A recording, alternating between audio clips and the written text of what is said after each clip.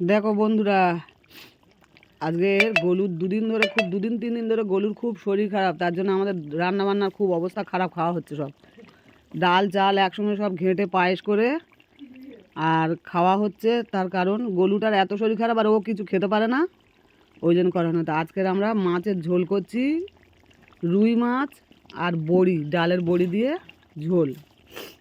আর এইদিকে বেগুন কেটে রেখেছি, দুটো বেগুন না হলে 600-700 ওজন হবে গাছের বেগুন। দুটো বেগুন আর সে ওইদিকে মেথি শাক কেটে রাখা আছে, ঢাকা দেওয়া মেথি শাক। এখন মেথি শাক ভাজা হবে, বেগুন আর মেথি শাক দিয়ে একসঙ্গে ভাজা। আর এদিকে ভাত হচ্ছে তো এখনও উনুনে। গলুর একটু শরীরটা ভালো আছে আজকের একটু, তা ওই জন্য আমি বলি আজকের একটু রান্না হোক, নাহলে দুদিন আমাদের কোনো রান্না বান্নাই হয়নি। প্রেশারে করে একসঙ্গে শিম আলু বেগুন গাজর সব দুনিয়া সবজি দিয়ে আর একটু মানে খিচুড়ি করে যাই হোক করে খাওয়া হয়েছে আর কি, বেঁচে থাকার মতো খাওয়া। বাচ্চার এত শরীর খারাপ, বাচ্চা কিছু খায় না, তা আমরা খাবো কি? মিঠু তরকারিটা ঢেলে নে মা।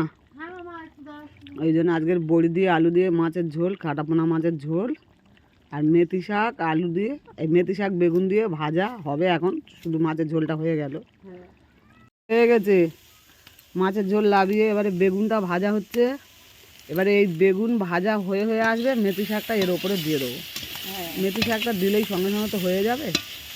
আর বেগুন আগে যদি না ভেজে নিই তাহলে বেগুনটা ঘেঁটে যাবে মেথির সঙ্গে সঙ্গে একসঙ্গে দিলে। এই জন্য বেগুনটা একটু ভাজা ভাজা হয়ে এসছে। এবার এর ওপরে মেথি শাকটা তুলে দেবো, দিলে এক্ষুনি হয়ে যাবে। খড়ের জাল তো খুব তাড়াতাড়ি হয়ে যাবে, এই জন্যে বেগুনটা আগে একটু ভাজা করে নেওয়া হলো। আর এবারে মেথি শাকটা এর ওপরে ছড়িয়ে ছড়িয়ে দিয়ে ঢাকা দেবো একটুখানি, দিলে একটুখানি কমে যাবে, দিলে রান্না হয়ে যাবে। মানে 45 মিনিটও লাগে না। মাছের ঝোল আর একটা অন্য কোনো তরকারি আর এদিকে ভাত, জোড়া উনুন এত সুন্দর তাড়াতাড়ি হয়ে যায়। এবার মেথি শাকটা দেয়ের ওপরে তুলে আস্তে করে ছড়িয়ে ছড়িয়ে দে, বেশি ইয়ে করিস না, মানে এক জায়গায় ডেলা করে দিস না, দিয়ে ঢাকা দিলে তো খুব সুন্দর হবে। জালটা খুব সুন্দর জোরে জোরে দিলে, গ্যাসে ট্যাসে হলে অতটা ভালো হয় না এগুলো, উনুনে হলে খুব সুন্দর হয়।